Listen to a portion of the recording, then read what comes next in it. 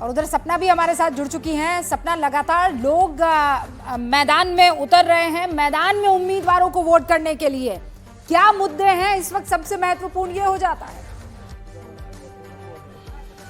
बिल्कुल, और मैं देख पा रही हूँ रूबिका, एक हफ्ते से यहाँ पर हूँ, मैंने लोगों से बात की, लोग बदलते कश्मीर को देख रहे हैं। एक तस्वीर मैं दिखा देती हूँ, ये वोट से थोड़ी सी अलग तस्वीर है, लेकिन इस तस्वीर को आज पूरे हिंदुस्तान को देखना चाहिए। ये बदलाव की इबारत को लिख रहा है। ये देखिए, इन दो झंडों के बीच में ये झंडा, ये दिखा रहा है कि बदलाव हुआ है, कि किस तरीके से शान से तिरंगा फहराया जा रहा है। और न केवल यहाँ लाल चौक पर लोग जो है रात 1-1 बजे तक, आप भी यहाँ आई थी, आपसे जो लोग मिले उन्होंने हमें बताया कि ये 1 बजे जब आप निकली तो आपने भी देखा किस तरीके से वहां पर बदलाव दिखाई दे रहा था। इन लोगों को देखिए, ये महिलाएं देखिए, ये यहाँ पर युवा खड़े हैं। अगर आप इधर आ सकते हैं जरा, चलिए, वोट का अपना आगाज करने जा रहे हैं तो नहीं आ पाएंगे, वो दिखाइए जरा नकुल। देखिए कितनी कतार में लोग खड़े हुए हैं यहाँ पर, ये महिलाएं खड़ी हुई हैं, अपना यहाँ पर पर्ची ढूंढ रही हैं कि उनको पर्ची मिल जाए और ताकि वो वोट कर सकें।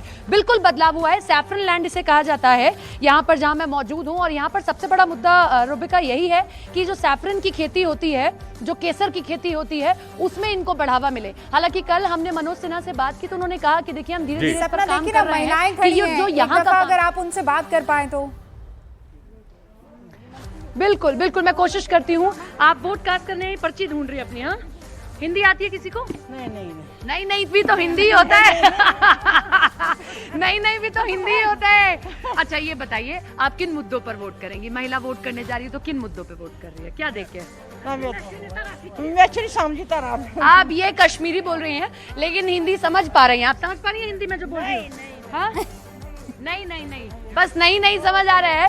कोशिश मैंने की रूबिका उनसे बात करने की, लेकिन वो कश्मीरी में बात कर रही हैं, हिंदी में बात नहीं कर पा रही है। नहीं, लेकिन जमहूरियत और उसमें वोटिंग समझ में आ रही है, इससे बड़ी बात क्या हो सकती है। जी, हमारे साथ दिनेश मल्होत्रा जी भी जुड़ रहे हैं और हमारे साथ सतीश कुमार सिंह और हर्षवर्धन जी यहाँ पर मौजूद हैं। सतीश जी, ये बताइए, ये पूरा माहौल जो है, पहले जो कहा जा रहा था कि ये बदल गया, ये सिर्फ पीआर है। ये पीआर नहीं दिख रहा है, ये बदलाव तो है। ये दिख रहा है कि लोग पार्टिसिपेट कर रहे हैं और उसमें जमाते इस्लामी जैसी पार्टी आ रही है।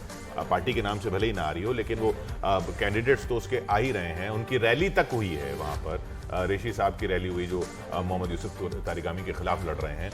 तो ये शायद अब ये मान लिया गया है और ये दिख रहा है, वहाँ के लोगों ने मान लिया है कि इलेक्शन ही जरिया है अपनी बात रखने का। बिल्कुल। देखिए, जम्मू कश्मीर में 370 हटाया गया, ये राष्ट्रीय दृष्टि से अच्छा है। और उसके बाद अगर वहाँ डेवलपमेंट हुआ, हालांकि तो वो कश्मीर वहाँ पर मुद्दा जरूर है। मुद्दा वहाँ पर जो लड़ रहे हैं वो उनके लिए एक मुद्दा ये भी है कि 370 वापस लिया जाए। कुछ कैंडिडेट्स हैं ऐसे, एनसी तो कह ही रहा है। देखिए, कहेगा वो सब बात है। लोगों को ये लगा, आस्था इस बात में जगी कि भाई अगर सबके रोजगार, बिजली, पानी सब कुछ होता है तो इससे सबकी उन्नति होती है। तो ये एक चीज़ दिमाग में गया, ये बहुत अच्छी बात हुई है। दूसरा, मैं ये कहना चाहता हूँ कि जम्मू कश्मीर के चुनाव, मैं मानता हूँ कि म्यूनिसिपैलिटी का जैसा चुनाव है। वहाँ कौन जीत जाएगा ये पता नहीं है, कौन किससे मिल जाएगा ये पता नहीं है। वहाँ चुनाव हो रहा है, ये बहुत महत्वपूर्ण है। और उसमें कौन सरकार बना लेगा ये महत्वपूर्ण ज्यादा है नहीं। मतलब सतीश जी, आप जिस तरफ इशारा कर रहे हैं कि यहाँ पर जितने त्रिकोणीय मुकाबले या 4 कोनों के मुकाबले दिख रहे हैं, सरकार भी कुछ वैसी अब बन सकती है। एकदम बिल्कुल बनेगी ना, कोई भी उतना स्ट्रॉन्ग दिखाई नहीं दे रहा है। बिल्कुल ही बनेगी, तो ये तो क्लियर है। इसमें कहाँ से कोई कल को भाजपा बना लेगी तो मुझे कोई आश्चर्य नहीं होगा। वो तो कौन किससे मिल लेगा? वहाँ की पार्टियों का, सुनिए, वहाँ की पार्टियों का एक तासीर रहा है, सारी पार्टियों से मिल चुकी है। सब पीछे आप जाएंगे, सबने एक दूसरे से। हर्षवर्धन जी, एक इसमें जो बदलाव की बात थी, जो सतीश जी भी बात कर रहे हैं, हिस्ट्री अगर देखें तो उसमें एक बहुत बड़ा बदलाव इलेक्टोरल पॉलिटिक्स में कश्मीर की ये दिखता है। अगर आपको लगे जो मैं कह रहा हूँ वो सही है कि अभी तक कश्मीर के लोगों को लीडर के फॉलोअर माना जाता था। भाई शेख अब्दुल्ला एक आदमी है और उसके पीछे पूरी कौम चल रही है। अब उसके बाद फारूक, फिर उमर भी और मुफ्ती मोहम्मद सईद, ये सब, या उधर से दूसरी तरफ से जो मुस्लिम यूनाइटेड फ्रंट बना था उसमें भी वो चेहरे थे। लेकिन अब ये लोग अपने गवर्नेंस के इश्यूज पे बात कर रहे हैं। अब वो गवर्नेंस के इशू की बात आ गई है, वो लीडर के पीछे चलने वाली बात नहीं दिख रही है। इसलिए जो सतीश जी कह रहे हैं कि कौन किसके साथ मिल जाए, किसकी गठबंधन किससे हो जाए और कैसे सरकार बन जाए, ये कहा नहीं जा सकता। बिल्कुल आप ठीक कह रहे हैं किशोर जी, और इसका दो बड़ा उदाहरण है कि जिन दोनों सबसे बड़े परिवारों के पीछे पूरी राजनीति होती थी, उन दोनों की विरासत संभालने वालों का राजनीतिक अस्तित्व संकट में है।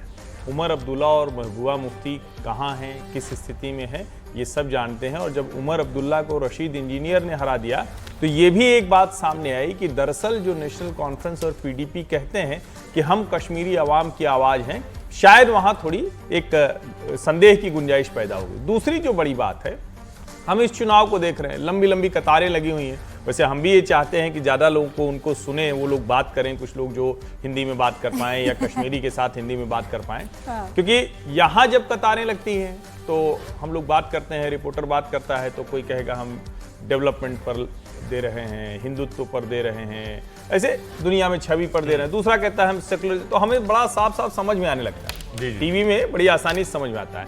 यहाँ वो क्या बात करेंगे, ये एक सवाल होगा। दूसरा, जब फारूक अब्दुल्ला साहब जीतते थे श्रीनगर सीट से तो 3-3.5% मत पाकर जीतते। एक तरह से कहें कि जिस लोकतंत्र की दुहाई दी जाती थी, तो वो उस तरह का 100 में अगर 3-3.5 लोग कुल जमा उनको वोट कर रहे हैं तो ये भी समझने की बात है।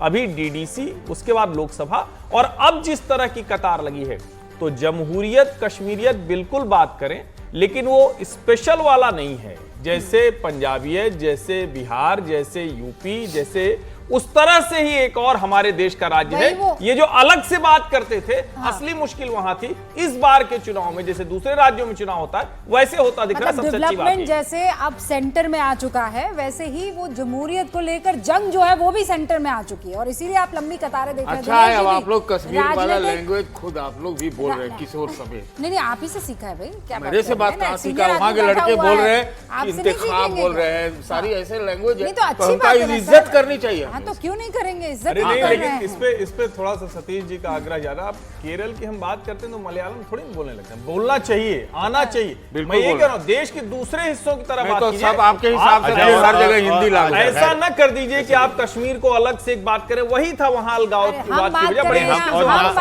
और हम कश्मीर, हम ये बात करेंगे हर्षवर्धन जी कि अगर कश्मीर में आज चुनाव हो रहा है तो पाकिस्तान में कितना मातम है, हाँ, मुझे अच्छा लगेगा। तो हम भी आपके साथ करेंगे। और ये जब आपको जरूरत पड़ती है तो आप मेरे साथ हो जाते हैं, तो इसका मतलब क्या है? ये मलयालम, ये मलयालम की इज्जत करना पड़ेगा ना। अब आप डेमोक्रेसी, देखिए ऐसा है कि चाहते हैं, डेमोक्रेसी मतलब है हम आपके साथ जब हर्षवर्धन जी और सतीश जी, एक सेकंड, ये हिंदी और उर्दू को लेकर जो इधर वो तो कतई है ही नहीं, और हम कश्मीरी में बात नहीं करेंगे, उर्दू की बात हो रही है। उर्दू इधर की चांदनी चौक की भाषा है, वहाँ की भाषा नहीं है। नहीं,